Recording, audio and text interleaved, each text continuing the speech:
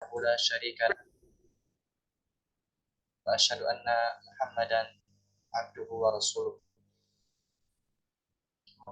صل وسلم على نبينا محمد وعلى آله وأصحابه أجمعين ومن تبعهم بإحسان إلى يوم الدين. أما بعد، معاشر المسلمين rahimakumullah,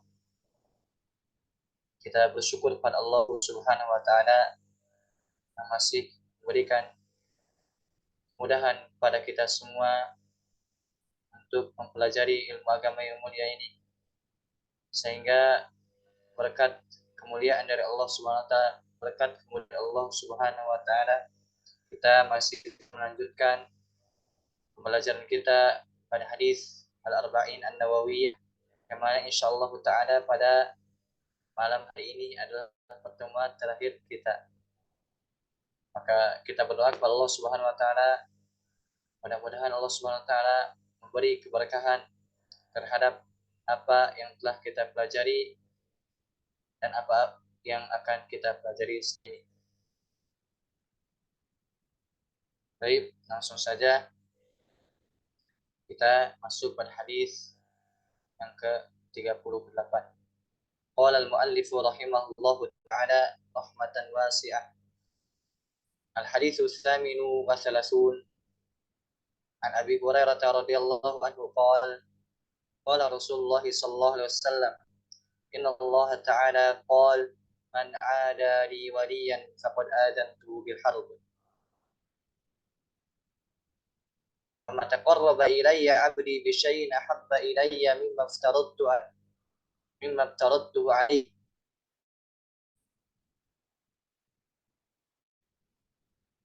Hadis yang ke-38 dari sahabat Abu Hurairah radhiyallahu anhu beliau berkata, Rasulullah SAW bersabda, Allah Subhanahu wa taala berfirman, dan kita telah bahas sebelumnya bahwasanya ketika ada hadis kemudian disebutkan Allah Subhanahu wa taala, maka ketahuilah bahwasanya itu adalah hadis qudsi atau hadis ilahi. Hadis qudsi adalah hadis yang dinisbahkan kepada Allah secara makna kemudian dilafadzkan oleh Nabi SAW. Jadi hadis qudsi adalah secara makna dari Allah SWT, sedangkan lafadznya dari Nabi Muhammad SAW. Bedanya dengan Al-Quran, kalau Al-Quran lafadz dan maknanya dari Allah SWT. Kalau hadis qudsi maknanya dari Allah Subhanahu wa taala, sedangkan lafadznya dari Nabi Muhammad sallallahu alaihi wasallam. Di sini disebutkan di hadis qudsi ini, man ada di waliyan faqad adantuhu bil harb. Yang artinya, barang siapa yang memerangi waliku, maka aku umumkan kepadanya perang. Jadi Allah di sini berfirman, barang siapa yang memusuhi waliku, maka aku umumkan perang bagi orang tersebut, orang yang musuh dari Allah Subhanahu wa taala.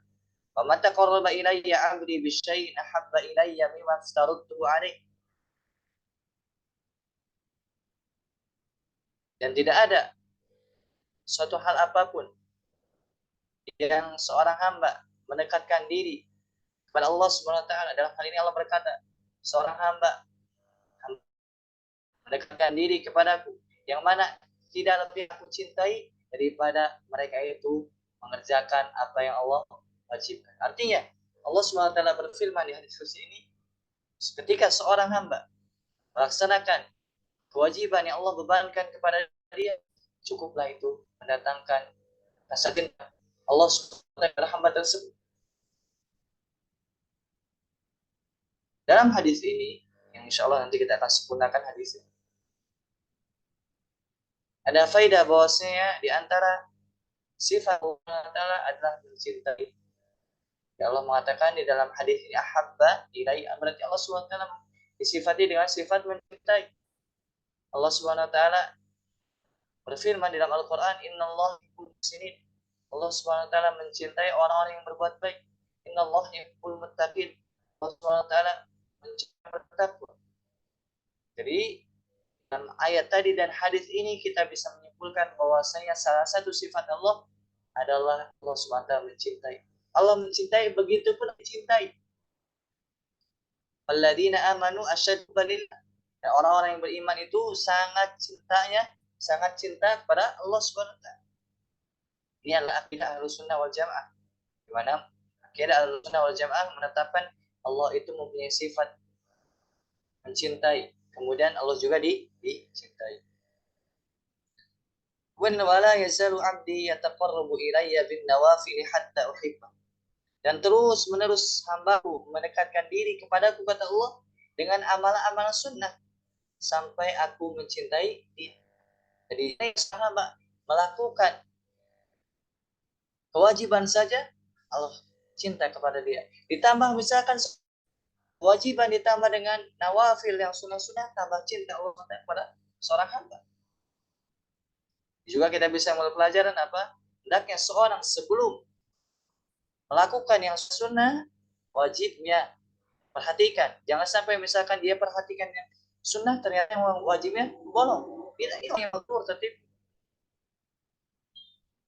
Karena para ulama mengatakan orang yang sibuk dengan kewajiban hingga dia misalkan tidak bisa melakukan yang sunnah-sunnah, maka dia maafun, dia dimaafkan. Akan tapi orang yang sibuk dengan sunnah-sunnah sehingga ia dari yang wajib, maka dia magrur, tertipu. Karena hukum asalnya apa? Allah SWT mewajibkan kepada kita yang wajib, itu hukum asal. Nah, ada pun setelah itu apa yang sunnah. Nah, seandainya seorang hamba misalkan yang wajib ia jalankan, kemudian yang sunnah ia jalankan, Allah SWT cintai. Bahkan katakan dia adalah wali. Allah SWT berfirman di hadis pertama, di hadis pertama hadis awal itu, barang siapa yang memusuhi waliku, Allah umumkan perang baginya. Artinya apa? Sifat yang akan disebutkan setelah itu adalah sifat wali-wali Allah Subhanahu wa taala. Sifat wali Allah, dia melaksanakan yang wajib, tadi ditambah apa? Yang sunnah-sunnah. Ini juga kita bisa mengambil faedah bahwasanya wali Allah itu pasti melakukan ketaatan, pasti. Dan wali Allah juga bertingkat-tingkat. Sebagaimana ketaatan itu bertingkat-tingkat, begitupun wali Allah bertingkat-tingkat. Allah menyebutkan di dalam Al-Quran, ala inna awliya Allah la khaufun alaihim wa lahum yahzanun. Ketahuilah, wali-wali Allah itu tidak ada sedihnya, tidak juga ada rasa takut. La khaufun alaihim wa lahum yahzanun. Mereka itu tidak takut, tidak juga bersedih hati. Siapa wali Allah? Alladzina amanu wa kanu yattaqun. Ini ciri wali Allah. Wali Allah adalah orang yang dia beriman dan senantiasa bertakwa. Ini wali Allah SWT. Tandanya dua. Dia beriman dan bertakwa. Kapanpun ada dalam diri seorang sifat berupa keimanan dan takwa, maka dia wali Allah SWT. Man kana lillahi taqiyan kana lillahi waliyan. Kata Syaikhul Islam rahimahullah ta'ala. Barang siapa yang bertakwa kepada Allah, maka dia wali bagi Allah SWT. Jadi wali Allah itu bukan orang yang misalkan bisa berjalan di atas air atau bisa terbang di udara. Wali Allah yang sesungguhnya apa? Yang dia beriman dan bertakwa. Atau misalkan ada karamah di sana, itu beda lagi. Memang ahli sunnah meyakini di sana ada karamah. Akan tapi apa? Karamah itu tidak mesti apa? Sesuatu yang aneh-aneh. Karena a'dhamul karamah rusumul istiqamah. Karamah yang paling tinggi adalah seorang bisa istiqamah. Jadi tidak ada syarat bagi wali Allah itu apa dia punya karamah, tidak ada syarat. Karena bisa jadi misalkan orang mengaku mengklaim bahwasanya itu karamah, ternyata itu tipuan dari setan. Dia ditipu oleh setan. Sehingga setan mengkelabui dia dengan amalan-amalan atau dengan tingkah-tingkah atau perilaku-perilaku yang aneh yang manusia itu tidak bisa melakukan, seperti berjalan di atas air atau terbang di udara. Kemudian setan mengkelabui yang wali Allah. Ya, wali Allah itu tandanya yang jelas dalam Al-Quran, dia beriman dan beramal soleh. Itu pun ketika Allah menyebutkan wali Allah itu beriman dan bertakwa, otomatis keluar dari sana orang gila. Tidak mungkin orang gila menjadi wali Allah. Karena sebagian kaum muslimin meyakini ada wali yang gila. Dari mana akal? Di mana mereka bisa mengambil ini? Allah mengatakan wali Allah itu beriman dan beramal soleh bertakwa. Dan tidak mungkin orang yang gila itu dia beramal soleh bertakwa, tidak. Bahkan orang gila itu dia tidak dibebani oleh Allah SWT.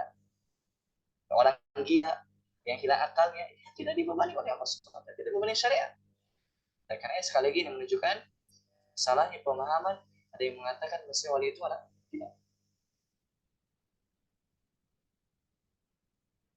Kemudian, fa'idha ahbabtuhu kuntu sam'ahu alladhi yasma'u bih. Ini ganjaran atau faidah dari Allah Subhanahu wa taala. Keutamaan dari Allah Subhanahu wa taala yaitu ketika Allah mencintai seorang hamba, maka kuntu sam'ahu alladhi yasma'u bih. Aku menjadi pendengarannya yang ia mendengar. Artinya apa? Allah Subhanahu wa taala membuat hamba tersebut tidaklah ia mendengar kecuali yang dengar yang baik-baik saja. Allah mengontrol pendengaran dia. Allah memberi taufik kepada dia. Allah menjaga dia sehingga pendengarannya tidaklah mendengar kecuali yang baik-baik saja. Ketika misalkan ada pendengaran buruk, Allah tinggalkan dia. Allah beri hidayah, dia benci kepada sesuatu yang ia dengar buruk tersebut. Di antara penjagaan Allah SWT kepada wali-wali, Allah SWT menjaga pendengaran dia dengan cara tidak mendengarkan yang haram-haram, ghibah, namimah, musik dan seterusnya. Dia justru ketika mendengar yang haram dia benci. Disebabkan apa? Disebabkan keputusan Allah menjadi pendengaran yang ia mendengarkan. Basarul ladzi yusiru bi, begitupun Allah menjadi penglihatan yang ia melihat dengannya. Artinya apa? Allah SWT memberi taufik dia sehingga dia menggunakan penglihatannya untuk sesuatu yang Allah cintai. Tidaklah dia melihat kecuali yang baik-baik. Misalkan melihat sesuatu yang haram, ia benci. Ketika misalkan melihat lawan jenis, dia tundukkan pandangannya. Qulil mu'minina yaghuddu min absarihim, katakan kepada orang mukmin tundukkan pandangan. Begitu pun katakan kepada mukminah, tundukkan pandangan. Apa yang bisa lakukan ini semua? Yaitu wali-wali Allah SWT. Allah menjaga penglihatan mereka. Keistimewaan wali-wali Allah SWT. Maka hendaknya ketika kita misalkan ingin dijaga oleh Allah SWT, maka hendaknya kita berusaha menjaga batasan-batasan Allah SWT. Hendaknya kita bertakwa dimanapun kita berada. Semakin kita bertakwa, semakin Allah menjaga kita. Nah sebaliknya ketika misalkan kita jauh dari yang namanya takwa, maka Allah SWT akan jauhkan kita, akan jauh dari kita. Kalau tidak kepada kita, hendaknya kita perhatikan masalah ini. Jika kita ingin dijaga pendengaran kita, penglihatan kita, maka hendaknya kita menjaga batasan-batasan Allah Subhanahu wa taala. Hendaknya kita bertakwa kepada Allah Subhanahu wa taala. Kuna waidahu lati yabtishu biha. Ketika Allah mencintai seorang hamba, maka Allah menjadi hati. Ketika seorang hamba, Allah mencintai seorang hamba, Allah mengontrol tangannya sehingga ketika ia memukul, tidaklah ia memukul kecuali memukul karena Allah SWT, untuk sesuatu yang menzalimi orang lain, tidak. Tapi ketika ia memukul karena Allah SWT, dia gunakan pukulan tersebut untuk jalan yang benar, seperti misalkan jihad dan seterusnya. Salah satu apa? Bentuk penjagaan Allah SWT kepada wali-wali. Wajilahul lati yamshi biha. Itupun ketika Allah SWT mencintai seorang hamba, maka Allah menjadi mengontrol kaki seorang hamba tersebut. Tidaklah ia berjalan kecuali berjalan pada suatu hal yang Allah cintai. Tidaklah seorang hamba yang Allah cinta kepada dia ketika orang tersebut berjalan kepada sesuatu yang Allah cintai. Dia tidak gunakan kakinya pada sesuatu yang Allah haramkan. Bahkan ada kisah yang menarik dari ulama tabi'in. Ketika kakinya itu diamputasi disebabkan penyakit, maka ulama tersebut mengatakan, ya Allah, tidak pernah aku dengan sengaja mengayunkan kaki ini ke tempat maksiat. Padahal umur ulama ketika diamputasi itu sudah tua, tapi beliau mengatakan, demi Allah, saya tidak pernah melangkahkan kaki yang diamputasi tersebut disebabkan penyakit pada sesuatu yang Allah benci. Ini apa di antara bukti penjagaan Allah SWT pada ulama tersebut. Nah, sekali lagi, jika kita ingin diberi taufik oleh Allah SWT, jika mata kita ingin dijaga oleh Allah SWT, jika pendengaran kita ingin dijaga oleh Allah SWT, begitupun tangan kita, maka hendaknya kita bertakwa kepada Allah Subhanahu wa taala. Kemudian wala in sa'alani la u'tiyanna. Kemudian jika hamba yang Allah cintai tersebut meminta kepada Allah Subhanahu wa taala, Allah pasti beri. Subhanallah. Di antara apa? Keutamaan wali Allah Subhanahu wa taala, bahkan para ulama menyebutkan apa ini adalah hadis tentang wali Allah Subhanahu wa taala. Tentang sifat-sifat, tentang keutamaannya. Salah satu keutamaannya jika dia meminta Allah pasti beri. Wala in sa'adani la u'idanna. Kemudian jika dia meminta perlindungan, Allah akan beri perlindungan. Subhanallah. Misalnya kita perhatikan dari awal hadis sampai akhirnya, maka kita dapati bahwa keutamaan yang Allah berikan kepada wali itu begitu besar. Dari mulai penjagaan, dari mulai pembelaan. Ketika ada yang mengganggu wali Allah SWT, Allah yang mengumumkan perang bagi orang yang malu tersebut. Allah menjaga dia, membela dia, mengijabah doa dia. Ketika meminta perlindungan, Allah perlindungan.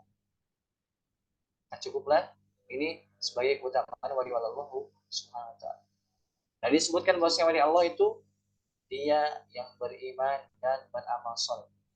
Alladzina amanu wa kanu yattaqun. Dia beriman, kemudian dia juga senantiasa. Dan wali Allah itu la khaufun alaihim wa lahum yahzanun. Tidak bersedih, dia juga takut. Kemudian kita lanjutkan pada hadis berikutnya.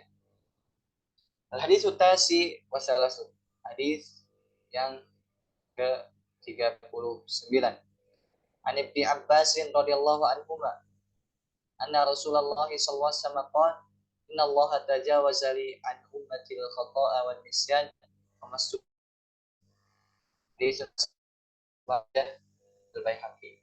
Artinya dari sahabat Ibnu Abbas, semoga Allah meridai beliau dan ayahnya, bahwasanya Rasulullah sallallahu alaihi wasallam bersabda, sesungguhnya Allah Subhanahu wa taala mengampuni bagi umatku berupa kesalahan, sesuatu yang tidak sengaja, begitupun lupa, pun sesuatu yang dipaksa.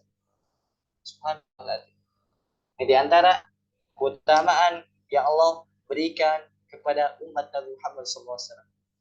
Tidaklah Allah Subhanahu wa taala mengadab atau mencatat bagi dia dosa ketika orang tersebut melakukan dosa disebabkan ia lupa atau disebabkan ia foto tidak tahu, dia tidak sengaja. Begitu tidak ada dosa bagi orang yang dipaksa. Yang termasuk rahmat dari Allah Subhanahu wa taala kepada umat ini. Allah Subhanahu wa taala menggugurkan dosa bagi orang yang tidak sengaja, bagi orang yang tidak tahu. Jadi misalkan ada seorang misalnya dipaksa untuk mengucapkan kalimat kufur. Kalau misalkan tidak mengucapkannya, maka misalkan dia akan dibunuh. Maka dalam hal ini dia mengucapkan kalimat kufur, akan tapi hati tetap tenang dengan keimanan, maka kalimat kufur tersebut tidak berpengaruh. Allah Subhanahu wa taala mengampuni. Dalilnya ada hadis ini di antara. Begitupun kisah Ammar bin Yasir. Ketika Yasir disisa ayahnya, disisa ibunya sampai meninggal dunia. Jika giliran Ammar bin Yasir, beliau radhiyallahu anhu dipaksa untuk menyebut kalimat-kalimat yang tidak pantas. Maka Ammar bin Yasir dengan terpaksa mengucapkan kalimat tersebut, kemudian datang kepada Nabi sallallahu alaihi wasallam, maka turunlah ayat. Itu tentang orang yang dipaksa. Nah, tapi apa hati tenang dengan iman. Maka dalam hal ini, begitupun orang yang tidak tahu, misalkan orang yang tidak tahu melakukan dosa, mereka sesuatu yang haram, maka tidak ada dosa bagi itu. Misalkan orang yang jauh, misalkan di negeri kafir, kemudian dia jauh dari kaum muslimin sehingga dia tidak tahu. Dia misalkan masuk Islam, kemudian dia misalkan makan babi dan dia tidak tahu misalkan babi itu haram, maka pada saat itu dia tidak kena dosa, tidak dicatat baginya dosa. Kenapa? Dia tidak tahu dan dia masuk pada khotob, dia tidak sengaja, dia tidak tahu, jahil. Dan tapi beda di negeri kaum muslim. Kalau di negeri kaum muslim itu tidak kita udur. Kenapa? Karena ini termasuk perkara yang diketahui oleh kita semua bahwasanya Nabi itu alam dan yang lain sebagainya bisa dikias. Itu pun orang yang lupa, misal orang yang lupa, contohnya misalkan sholat zuhur, dia lupa sampai masuk sholat asar dan dia baru ingat ternyata dia belum sholat zuhur, maka dia tidak ada dosa bagi dia. Misalkan lalu waktu sholat zuhur kemudian masuk sholat asar ternyata dia lupa, dia belum sholat zuhur, maka seketika itu dia wudhu kemudian sholat zuhur, kemudian setelah itu sholat asar, tidak ada dosa bagi orang tersebut. Begitu pun orang yang tidur, misalkan orang yang tidur dari jam 11 kemudian bangun jam 4, maka dia termasuk dari dia dimaafkan oleh Allah Subhanahu wa taala, tidak ada dosa bagi dia. Beda dengan orang yang sengaja misalkan mengulur-ulur waktu sholat, dia sudah tahu misalkan sholat akan tapi dia tidak sholat dalam waktu zuhur, kemudian masuk waktu asar kemudian dia sholat sholat zuhur, maka dia berdosa. Sebabkan apa? Sebabkan dia melakukannya dengan sengaja. Tetapi jamaah masyaallah muslimin rahimakumullah, perlu diketahui ini berkaitan dengan hak Allah atau hak hamba dengan Allah. Saya ulangi, di sini berkaitan dengan Allah SWT, berkaitan hak hamba dengan Allah SWT. Artinya apa? Ketika seorang melakukan dosa, melakukan sesuatu kesalahan, maka Allah SWT mengampuni dia. Akan tapi ketika misalkan kesalahan tersebut berkaitan dengan hak orang lain, maka tetap harus ditunaikan. Contoh misalkan orang masuk supermarket misalkan, kemudian dia rusak barang supermarket tersebut, maka dalam hal dosa dia tidak dosa. Kenapa? Dia tidak sengaja. Akan tapi tetap karena ini berkaitan dengan hak makhluk, wajib bagi dia untuk mengganti. Jadi hadis ini berkaitan apa? Dosa atau tidak? Orang yang tidak sengaja tidak dosa, orang yang tidak tahu tidak dosa, orang yang lupa tidak dosa, orang yang dipaksa tidak dosa. Akan tapi jika berkaitan dengan hak makhluk, wajib bagi dia tetap mengganti. Apa? Misalkan anak kecil itu apa? Mereka itu belum ditaklif, belum dikenakan beban oleh Allah SWT. Tapi ketika merusak barang orang lain, wajib mengganti. Jadi ada kaidah bahwasanya apa? Berkaitan hak orang lain, berkaitan hak adami, maka wajib ditunaikan. Mau disengaja ataupun tidak sengaja, lupa atau tidak lupa, dipaksa atau tidak dipaksa, tetap wajib harus diganti.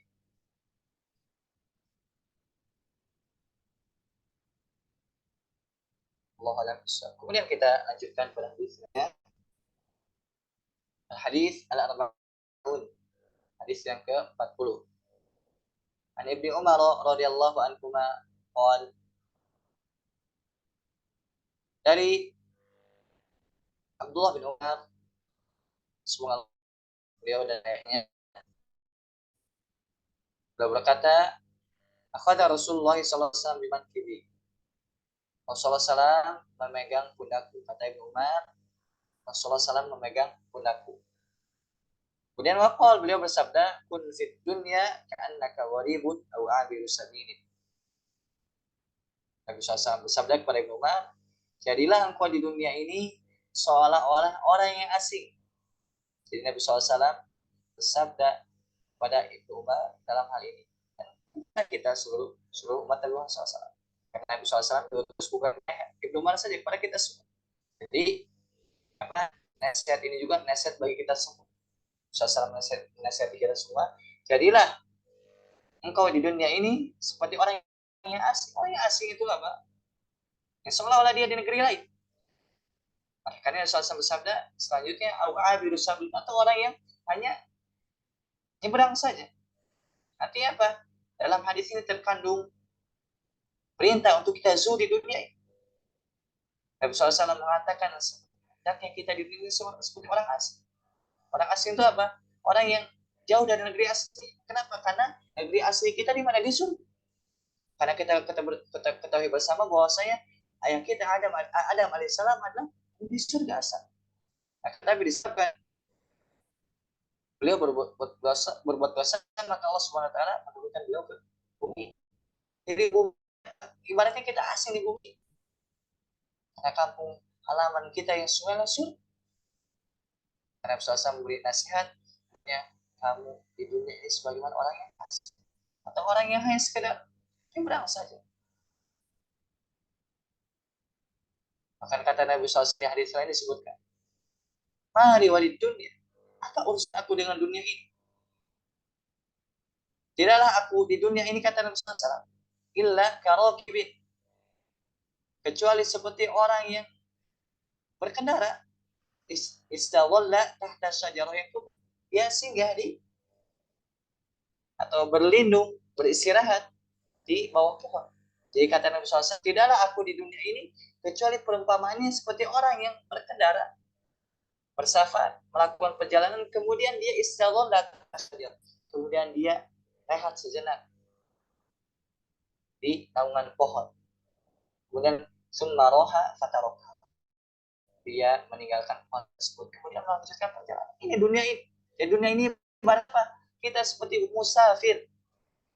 Saya mempermakannya dengan jelas apa? Seperti orang yang sedang melakukan perjalanan, kemudian singgah, kemudian melanjutkan perjalanan. Singgah ini kita di dunia. Karena perjalanan kita itu masih panjang. Setelah dunia ini masih ada alam barzah. Alam barzah ini begitu panjang. Seandainya kita misalkan merenungkan alam barzah ini, Nabi SAW wafat tahun 11 Hijriah. Sekarang sudah 140, 45 Hijriah. Sebentar lagi 46 Hijriah. Kurang lebih sudah hampir 14 abad. Nabi SAW hidup cuma 63 tahun, sedangkan di alam barzah hampir 1400 tahun. Ini perbandingan dunia dengan alam barzah. Dan di alam barzah sampai hari kiamat, Allah alam sampai kapan hari kiamat. Mereka perbandingan 63 tahun dibandingkan dengan alam barzah 1400 tahun kurang lebih. Kan? Ini belum ada apa-apanya. Belum lagi setelah alam barzah itu ada. Pada masa disebutkan apa? Satu hari yang seperti 30.000 tahun. Belum lagi setelah itu ada antara perbedaan hisab, setelah itu ada hisab. Bulan setelah itu ada mizan. Bulan setelah itu ada pembagian buku catatan amal. Bulan setelah itu ada tahun sirat. Baru setelah itu ada surga dan neraka. Masih jauh sekali perjalanan manusia. Jadi begitu tepatnya Nabi SAW ketika berikan perumpamaan di dunia ini seperti orang yang duduk sehingga sebentar, orang yang melakukan perjalanan kemudian duduk sehingga sebentar di bawah, kemudian melanjutkan perjalanan. Seorang seperti orang musafir kita di dunia. Seorang musafir ketika ia melakukan perjalanan, maka yang ia bawa hanyalah secukup. Tidak mungkin orang yang musafir itu semua perabotannya, semua pakaiannya dibawa, tidak. Kan tapi seorang musafir itu membawa pakaian, membawa keperluan sesuai dengan apa ketika ia bersafar. Begitupun kita di dunia. Nah, ketika kita mengais rezeki di dunia apa? Secukupnya saja, jangan sampai berlebihan. Ketika misalkan Allah SWT memberikan kelebihan rezeki kita, maka hendaknya gunakan untuk hal yang bermanfaat. Jangan sampai kita dilalaikan oleh dunia ini. Jangan sampai dunia ini apa menipu kita. Jangan sampai kita lebih mendahulukan dunia yang sedikit ini dibandingkan dengan akhirat. Batu siruna hayat dunia wal akhirat. Kalian lebih mendepankan dunia ini padahal akhirat itu lebih baik dan lebih kekal. Allah mengatakan akhirat itu lebih baik dan lebih kekal. Akan tapi batu siruna hayat dunia. Tapi kalian lebih mendepankan dunia. Karena memang apa? Dunia ini memang indah, memang manis, warna hijau. Seandainya seorang tidak bisa mengontrol, tidak bisa memandang dunia ini dengan pandangan yang benar, tentu dia akan tertipu. Betapa banyak orang yang tertipu dengan dunia. Betapa banyak orang yang melakukan yang haram-haram disebabkan mengejar dunia. Tidak peduli mau halal mau haram, yang penting dia dapat dunia. Yang penting dia dapat harta, yang penting dia dapat jabatan dan seterusnya. Dia sudah tertipu oleh dunia. Kita perhatikan masalah ini. Nah, kita zuhud di dunia ini, meninggalkan sesuatu yang tidak bermanfaat untuk akhirat kita. Jadikan apa yang Allah berikan berupa dunia ini kita gunakan untuk taat kepada Allah Subhanahu wa ta'ala. Kemudian Wakana Umar radhiyallahu anhu yaqul. Kemudian Ibnu Umar setelah menyampaikan hadis ini, beliau mengatakan, "Idza amsayta fala tantadhir as-sabah, wa idza asbahta fala tantadhir al-masa." Jika engkau berada di sore hari, maka jangan menunggu pagi hari. Wa idza asbahta fala tantadhir al-masa. Dan ketika engkau di pagi hari, jangan menunggu sore hari. Artinya apa? Ketika ada kesempatan di situ untuk berbuat baik, ada kesempatan untuk beramal soleh di sore hari, maka jangan menunggu pagi hari untuk mengamalkan amal soleh tersebut. Karena kita ketahui bersama bahwasanya ketika di dalam hati ini tergerak untuk melakukan amal soleh, ketahuilah itu nikmat dari Allah SWT. Maka ambillah nikmat tersebut, bersyukurlah terhadap nikmat tersebut dengan cara apa? Jadi ketika misalkan terbesit dalam hati kita ingin melakukan amalan itu nikmat dari Allah, maka ambil nikmat tersebut, gunakan nikmat tersebut untuk apa? Untuk mendapatkan pahala. Ketika misalkan kita terbesit untuk melakukan suatu amalan, kemudian kita mengibah amalan tersebut, melakukan amalan tersebut, pada hakikatnya kita telah bersyukur kepada Allah SWT. Kenapa? Karena salah satu bentuk syukur yaitu kita menjalankan ketaatan kepada Allah SWT. Ketika Allah memberikan nikmat kepada kita berupa bisikan terhadap kebaikan, kita melakukan hal tersebut, maka ketahuilah itu termasuk dari bentuk syukur kepada Allah SWT. Kemudian ketika kita bersyukur kepada Allah SWT, Allah akan tambah nikmat tersebut. Dan syakartum la azidannakum. Jika kalian bersyukur, aku akan tambah nikmat tersebut. Tapi wala in kafartum inna adzabi lasyadid. Tetapi jika kalian kufur, maka ketahuilah adabku begitu. Artinya ketika misalkan terbesit dalam hati kita, yaitu taufik dari Allah, hidayah dari Allah untuk melakukan kebaikan, kemudian kita tidak bersyukur, malah kufur, yaitu dengan cara tidak melakukan amal ketaatan tersebut, maka bisa jadi Allah mencabut bisikan baik tersebut, kemudian Allah tidak mendatangkannya di hari kemudian. Karena betapa banyak misalkan kita terbesit dalam hati kita untuk beramal, kemudian kita tunda sampai suatu saat kita tidak bisa mengamalkan. Berbeda misalkan di sana, ketika kita mendengar atau ketika terbesit dalam hati kita suatu kebaikan, kemudian kita mengamalkannya, maka akan terbuka pintu-pintu kebaikan yang lain. Maka penting bagi kita ketika misalkan ada kesempatan untuk beramal, maka segera beramal. Ketika di sore hari, lakukan di sore hari, jangan di pagi hari. Begitupun ketika di pagi hari, langsung kerjakan, jangan sampai nunggu sore hari. Karena kita tidak ketahui bahwasanya kita tidak tahu kapan ajal kita datang. Bisa jadi misalkan ketika kita mengijabah bisikan hati tersebut berupa kebaikan, jadi kita meninggal dunia adalah mengerjakan kebaikan tersebut. Kayak itu satu nikmat yang besar. Kemudian wa khudh min sihatika li maradika. Kemudian kata Umar, gunakanlah waktu sehatmu sebelum waktu sakit. Jadi kata Ibnu Umar menasihati kita semua, hendaknya kita mempergunakan waktu sehat kita untuk ketaatan kepada Allah SWT. Kenapa? Kalau misalkan sudah datang rasa sakit, sudah datang sakit, maka apa? Ibadah pun terasa sulit. Jangan sampai misalkan ketika kita sehat, tidak beribadah kepada Allah SWT, malas-malasan, tapi ketika sakit misalkan kita baru menyesal. Angan-angan misalkan ketika orang sakit, duhai seandainya saya sehat, saya akan manfaatkan waktu tersebut untuk taat kepada Allah SWT. Tapi sudah berlalu, waktu sehat sudah berlalu, sekarang tinggal rasa sakit. Berbeda ketika orang misalkan sehat, tidak sibukkan diri dengan taat kepada Allah SWT. Maka ketahuilah ketika ia sakit, ia akan mendapatkan pahala secara sempurna. Anak ulangi, ketika seorang sehat, terus-menerus sampai taat kepada Allah, kemudian dia sakit, maka kebiasaan yang ia lakukan ketika sehat itu, maka dia tetap dicatat meskipun ketika sakit dia tidak melakukan. Sebagaimana kata Nabi SAW, seorang misalkan melakukan punya rutinitas kebaikan, maka kutip makana mukimah sholihah. Maka ketika ia ketika safar, ketika ia sakit, maka tetap diberi catatan. Misalkan orang sebelum sakitnya dia sering qiyamul lail, ketika sakit dia tidak ada kesempatan untuk qiyamul lail, maka catatan kebaikan berupa qiyamul lail tetap dicatat oleh Allah Subhanahu wa taala meskipun dia tidak melakukan yang disebabkan sakit. Begitupun misalkan orang ketika mukimnya dia senantiasa menjaga qiyamul lail, misalkan kemudian ketika safar dia tidak sempat untuk qiyamul lail, maka ketahuilah dia mendapatkan pahala sebagaimana ketika ia tidak safar. Dia mendapatkan pahala qiyamul lail. Itu pun amal soleh lainnya bisa di.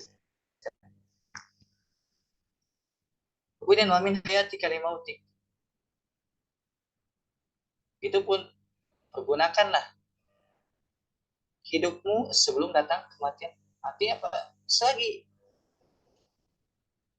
kita diberi kesempatan oleh Allah SWT untuk hidup di dunia ini, maka gunakan kehidupan ini untuk taat kepada Allah SWT. Jangan sampai kita misalkan ketika meninggal dunia baru kita menyesal. Jangan sampai kita termasuk orang yang disebutkan dalam Al-Quran ingin dikembalikan ke dunia ini untuk apa? Untuk beramal soleh. Qala rabbi irji'un, wahai Rabbku, kembalikan aku ke dunia. La'alli a'mal salih, supaya apa aku bisa beramal saleh. Ini terhadap apa yang kutinggalkan. Orang tersebut yang meninggal dunia, ia ingin dikembalikan ke dunia untuk apa? Beramal saleh. Bukan yang lain. Bukan ingin menambah harta. Bukan ingin lain sebagainya, tidak. Tapi la'alli a'mal salih, supaya aku bisa beramal saleh. Ini terhadap apa yang tinggalkan. Nah, tapi Allah berfirman, kala sekali-kali tidak. Semua mengatakan apa? Sekali-kali tidak. Selagi masih ada kesempatan di dunia ini, maka gunakan kesempatan ini untuk beramal soleh. Kita masih hidup. Kalau sudah meninggal dunia, setiap dari kita pasti menyesal. Jika meninggal dunia, setiap dari kita pasti menyesal. Jika kita termasuk orang yang baik, kita menyesal kenapa kita tidak menambah kebaikan. Adapun jika seorang termasuk orang yang berbuat buruk, dia menyesal kenapa dia tidak bertobat dari keburukan tersebut, kemudian banyak amal soleh. Setiap dari kita pasti menyesal.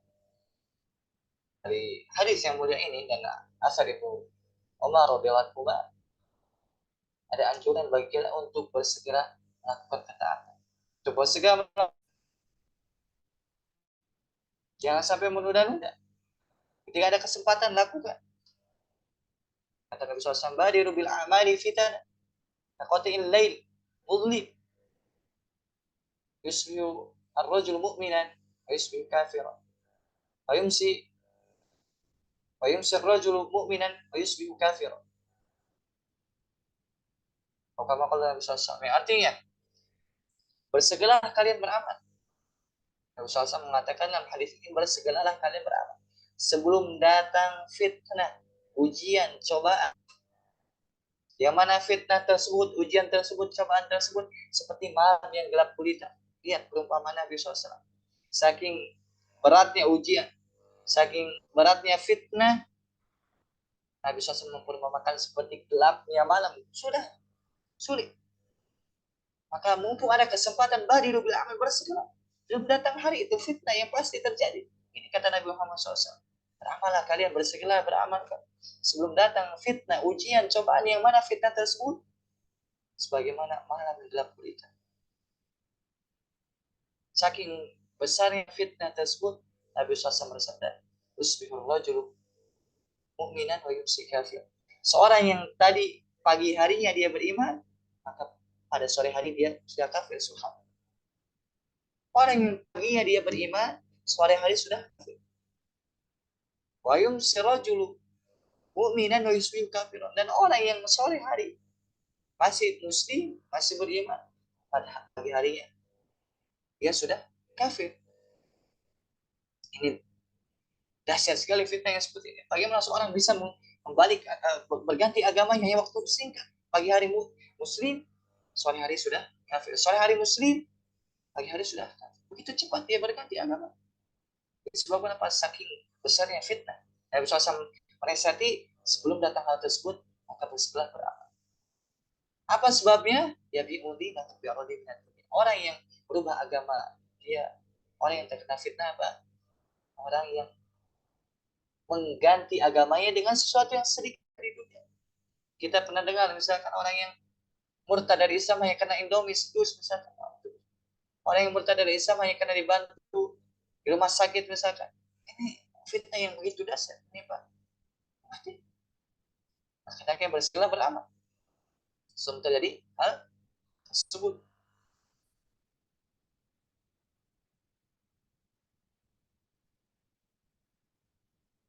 Kemudian kita lanjutkan pada hadis selanjutnya. Al-hadithul hadi wal arba'un. Hadis yang ke-41.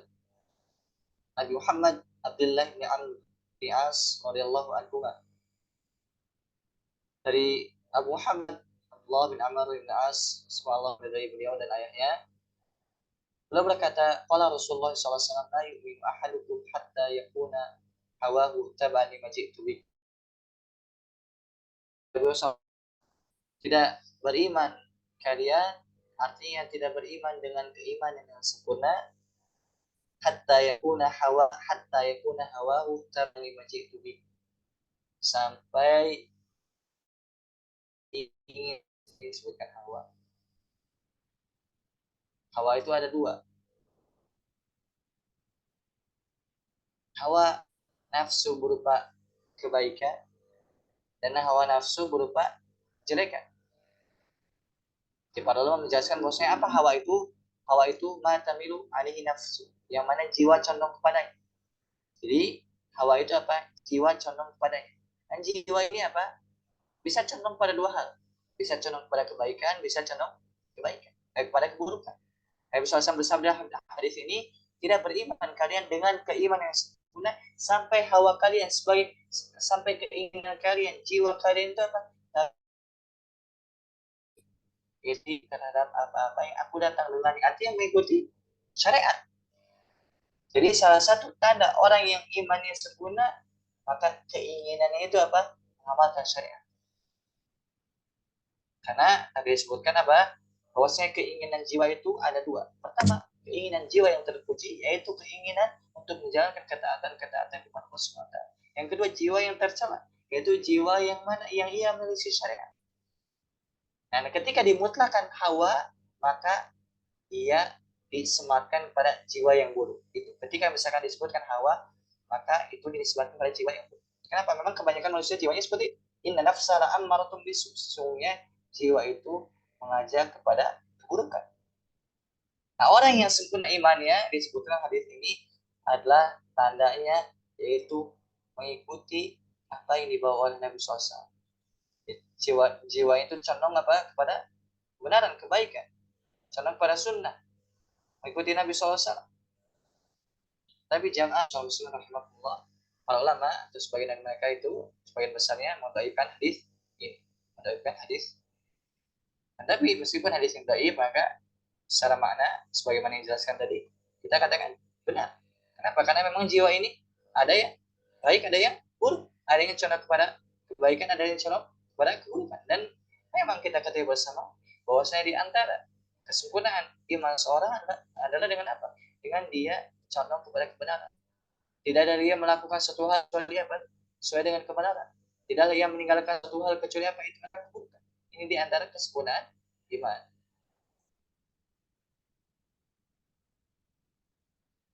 Dalam hadis ini juga apa? Kita bisa mengambil pelajaran apa?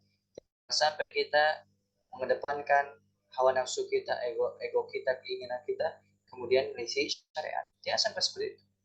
Adapun misalkan hawa yang keinginan kita yang pada ketaatan tentu kita lakukan. Adapun yang mubah-mubah misalkan, maka tidak menjadi masalah. Misalkan apa? Senang, misalkan condong kepada makanan enak, pakaian bagus, misalkan kepada sama jenis istri, misalkan suami dan seterusnya, itu suatu yang jadi masalah. Tapi jangan sampai apa? Jangan sampai berlebihan sehingga dapat menjerumuskan kita atau melalaikan kita dari ketaatan kepada Allah Subhanahu wa taala. Kemudian kita lanjutkan hadis yang terakhir. Hadis tsani wal arbaun. Hadis yang ke-42.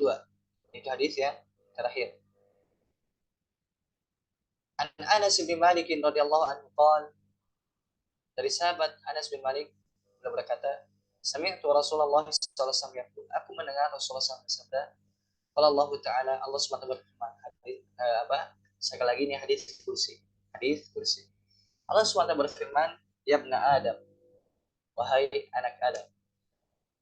Jadi hadis yang akan kita bacakan ini hadis yang agung, hadis yang mulia. Hendaknya kita perhatikan. Allah SWT menyeru kita semua, wahai anak Adam, innaka ma da'utani warjautani ghafartu laka ala ma kana minka wal ubani. Yang artinya, selama kalian, wahai anak Adam, berdoa kepadaku, berharap kepadaku, aku akan ampuni kalian. Sebesar apapun dosa kalian, aku tidak peduli.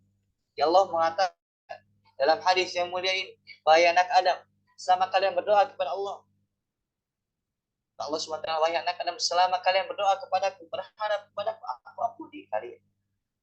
Meskipun dosa kalian banyak, aku tidak peduli. Artinya apa? Dalam hadis, potongan hadis ini apa? Hendaknya kita terus-menerus berdoa kepada Allah SWT. Terus-terus berharap kepada Allah SWT. Dan hendaknya ketika kita berdoa, hendaknya kita juga berharap. Jangan sampai kita berdoa, kemudian apa? Ya, tidak, misalkan tidak ada keinginan besar untuk dijawab, tidak. Akan tapi, ud'ullah wa antum muqinuna bil ijabah. Tapi berdoa kepada Allah SWT dan kalian yakin bahwa Allah akan mengijabah. Kan Allah mengatakan di sini, berdoa kemudian digandingkan dengan nasihat. Mesti itu seorang muslim. Ketika dia berdoa, dia berharap kepada Allah SWT, Allah mengijabah doa. Ketika dia beribadah, dia berharap kepada Allah supaya Allah menerima ibadah dia meskipun penuh dengan kekurangan. Dalam hadis ini Allah SWT menyuruh kita semua. Sama kita berdoa kepada Allah, sama kita berharap kepada Allah, Allah ampuni dosa-dosa. Allah tidak peduli. Ya ibna Adam, wahai anak Adam, law balagat dzunubuka anana as-sama'i tsumma astaghfartani ghafartu. Wahai anak Adam, seandainya dosa kalian memenuhi langit, kemudian kalian beristighfar kepadaku, Allah, aku akan ampuni, kata Allah. Di antara rahmat Allah SWT, salah satu nama Allah Al-Ghaffar. Allah SWT Maha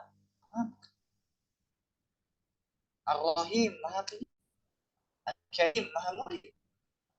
Allah mengatakan, seandainya dosa kalian, wahai anak Adam, begitu banyak, saking banyak yang memenuhi langit, kemudian kalian beristighfar. Ini syaratnya, kalian beristighfar. Jadi Allah SWT mengampuni dosa-dosa kita ketika kita beristighfar.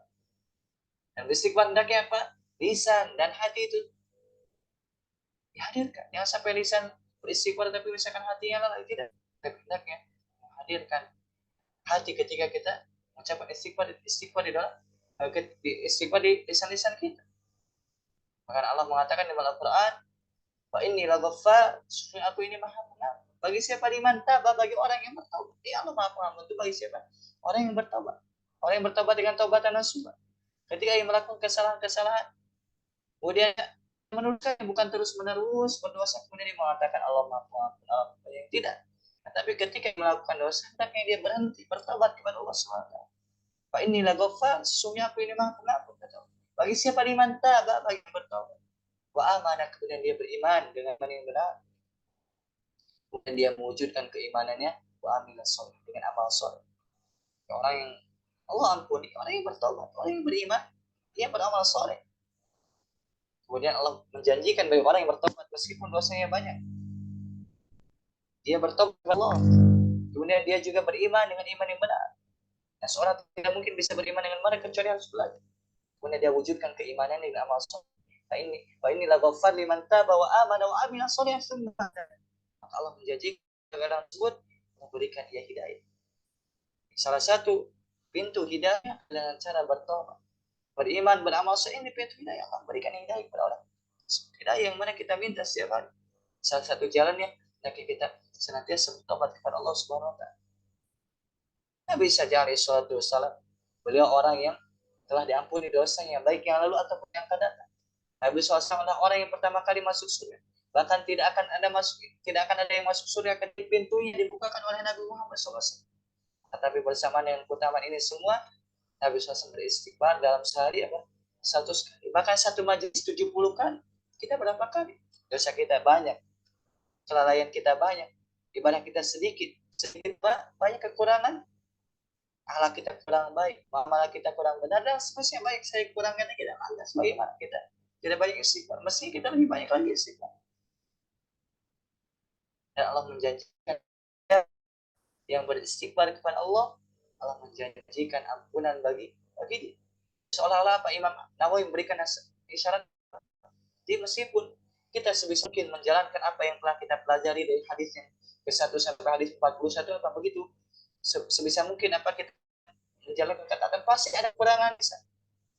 Jadi apa Imam Nawawi menutup hadisnya dengan harapan supaya apa, supaya meskipun banyak kekurangan kita, dosa kita, tapi apa kita tidak berputus asa dari rahmat Allah Subhanahu wa taala. Qul ya ibadilladzina asrafu ala anfusihim la taqnatu min rahmatillah. Katakan wahai Muhammad kepada hamba-hambaku yang melampaui batas, orang yang senantiasa bermaksiat, orang yang penuh dengan kekurangan dan seterusnya, banyak sekali kekurangan kita. Maka la taqnatu min rahmatillah, janganlah kalian berputus asa dari rahmat. Innallaha yaghfiru dzunuba jami'an. Sesungguhnya Allah mengampuni seluruh dosa tanpa terkecuali. Bahkan orang yang berbuat syirik, tidak beriman kepada Allah, kemudian dia bertobat beriman kepada Allah, Allah mengampuni dosa. Mengenai seorang tersebut mengampuni dosa orang. Bahkan yang lebih menakjubkan lagi, Allah SWT mengganti keburukan tersebut menjadi kebaikan. Orang misalkan 50 tahun dia bergelimang dengan maksiat dosa, kemudian di umur 51 tahun misalkan contoh, dia bertobat kepada Allah SWT dengan taubat nasuha, maka yang 50 tahun berbuat keburukan ini Allah SWT ulaika yubaddilullahu sayyi'atihim hasanat. Mereka adalah orang-orang yang menggantikan keburukan mereka jadi kebaikan. Allah SWT mengatakan orang bertobat, beriman, beramal soleh, Allah janjikan bagi dia keburukannya Allah gantikan jadi kebaikan. Subhanallah. Kurang baik lagi gimana? Kurang baik apalagi Allah SWT. Makanya bagi kita apa? Terus bisa mungkin dari apa-apa yang tersisa di umur kita, gunakan untuk ketaatan kepada Allah SWT. Ada pun yang telah berlalu, misalkan dari kelalaian kita, dosa kita, dan seterusnya, maka tobat kepada Allah SWT. Ada pun setelahnya apa? Lagi perbaiki. Nah, tadi ketika seorang memperbaiki sisa umurnya, maka apa-apa yang berlalu Allah SWT akan ampuni. Misalnya dia tobat dengan tobatan nasuh.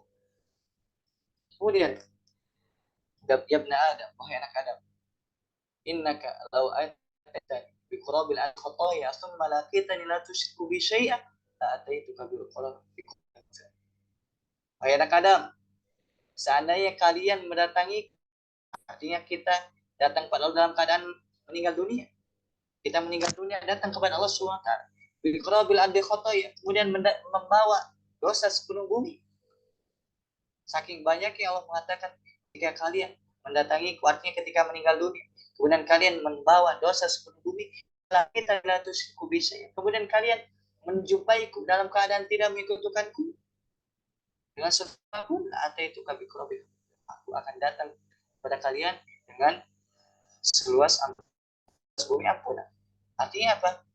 Besar apapun dosa seseorang, kemudian dia meninggal dunia, asalkan dosa tersebut bukan dosa syirik, maka Allah SWT akan mengampuni dia. Berbeda dengan orang yang meninggal dunia, kemudian dia menyekutukan Allah, tidak ada harapan bagi dia untuk diampuni oleh Allah SWT. Berbeda orang muwahhid, orang yang bertauhid. Ketika ia misalkan berbuat dosa, masih ada kesempatan diampuni oleh Allah SWT. Dengan salah satu keutamaan tauhid, yang mana keutamaan tauhid ini akan menghapus dosa-dosa yang saya lakukan. Berbeda dengan orang yang berbuat syirik kepada Allah SWT, maka tidak akan mengampuni orang. Innahu man yusyrik billah faqad harrama Allahu 'alal jannah wa ma'wahu an-nar wa man lidh-dhalimin min ansar. Allah Subhanahu wa taala, barang siapa yang menyekutukan Allah, maka Allah mengharamkan bagi dia surga. Ketika Allah mengharamkan bagi dia surga, itu tempat kembalinya neraka. Wa ma'wahu an-nar, tempat kembali dia neraka. Wa man lidh-dhalimin min ansar. Dan bagi orang zalim itu tidak ada penolong. Tapi apa? Ayat ini ditujukan bagi orang yang berbuat syirik dunia belum bertobat. Adapun orang yang berbuat syirik kemudian dia meninggal dunia atau sebelum ia meninggal dunia ia bertobat kepada Allah, beriman, maka perbuatan dosa syirik tersebut diampuni oleh Allah Subhanahu wa taala.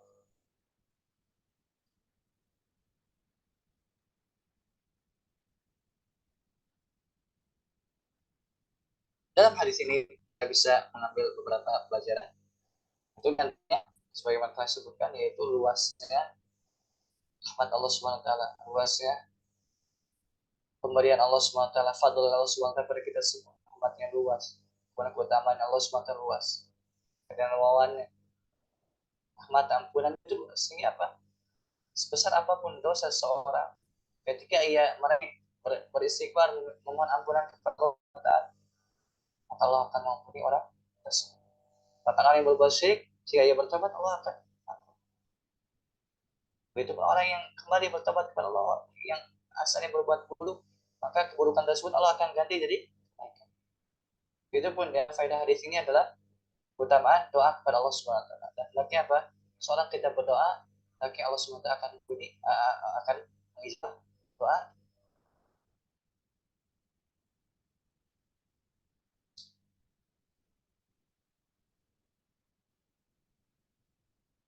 Kemudian selanjutnya, faedah hadis ini adalah bahwasanya manusia itu tidak kesalahan. Artinya apa? Manusia pasti melakukan salah. Kulub ada atau setiap manusia itu pasti melakukan dosa. Nah, tapi sebaik-baik orang yang berbuat dosa, orang yang berbuat dosa, atau ingat tahu orang yang berbuat dosa sebaik-baik mereka adalah orang yang bertobat kepada Allah SWT. Bahkan Nabi SAW bersabda dalam hadis,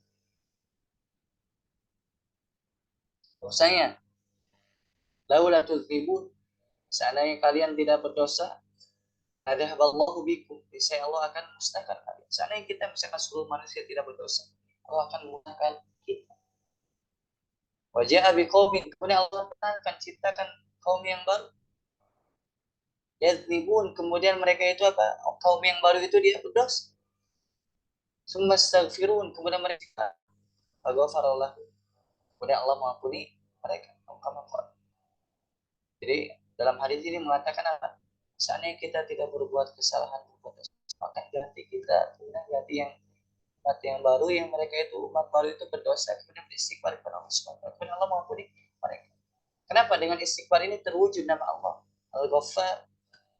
Dengan istighfar inilah terwujud nama Allah Ar-Rahim, Ar-Rahman, Al-Karim, dan seterusnya. Hendaknya bagi kita tidak berputus asa dari rahmat Allah SWT. Jika misalkan kita berusaha untuk taat kepada Allah SWT, kemudian jatuh, terjumus karena maksiat, bangkit, dan kemudian kita berusaha bertobat nasuh, kemudian jatuh, bangkit lagi terus sampai kita bertemu dengan Allah SWT. Dan mudah-mudahan Allah ridha kepada kita. Kenapa kita Allah SWT? Memang hidup ini perjuangan. Kita bisa mengambil pelajaran misalkan orang yang ketika kecil, dia anak kecil, anak bayi, misalkan ketika dia ingin berjalan, dia harus belajar dulu merangkak. Kemudian dia berusaha untuk berjalan, jatuh, dia bangkit lagi, jatuh, bangkit lagi terus sampai dia bisa berjalan lari. Apa asalnya dengan perjuangan? Begitu orang dalam taat kepada Allah SWT pernah berjuang. Dia bangkit, jatuh, bangkit terus sampai dia terbiasa untuk taat kepada Allah Subhanahu wa taala. Seandainya misalkan anak kecil, ketika ia terjatuh, tidak bangkit, maka senantiasa ia tidak bisa jalan.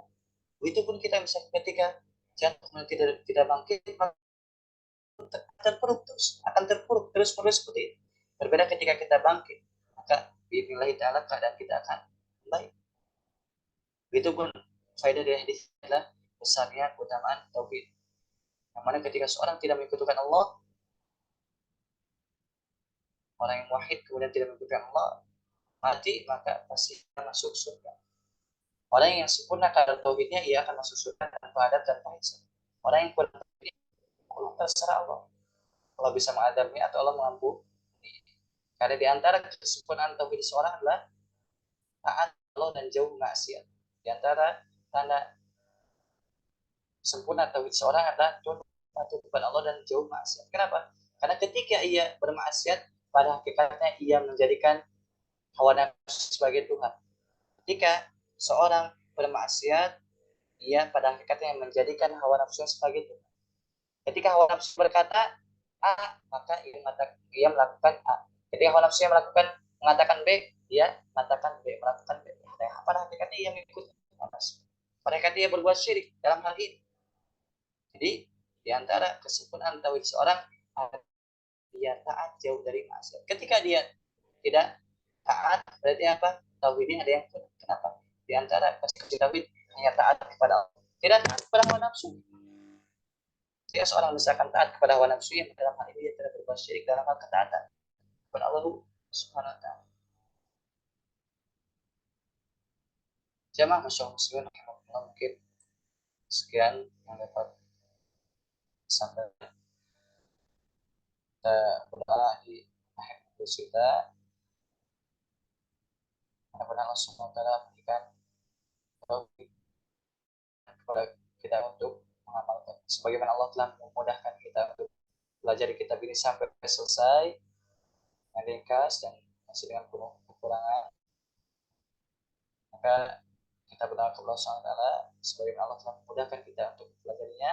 Mudah-mudahan Allah Subhanahu wa taala memudahkan kita untuk mengamalkan. Karena ilmu yang bermanfaat adalah ilmu yang diamalkan, bukan yang sekedar wawasan atau pengetahuan semata, tidak, tetapi ilmu yang diamalkan. Allah sallallahu ta'ala bi'alna ta'ala wa'alina ma'infa'una wa zidna ilman ya'afimuna wa inna nasruka ilman nafi'an wa rizqan tayyiban amalan tayyiban.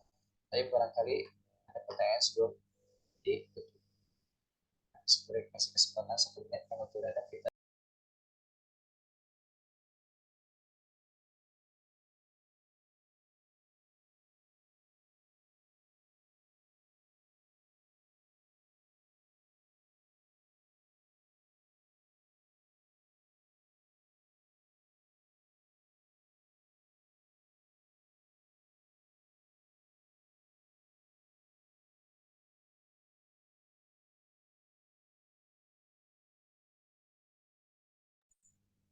Jika tidak ada, maka kita tutup saja. Kalau misalkan nanti ada dulu, tidak. Jadi kalau misalkan ada kekurangan atau nasihat, pemasukan atau kekeliruan, maka bisa disampaikan secara pribadi ke anak.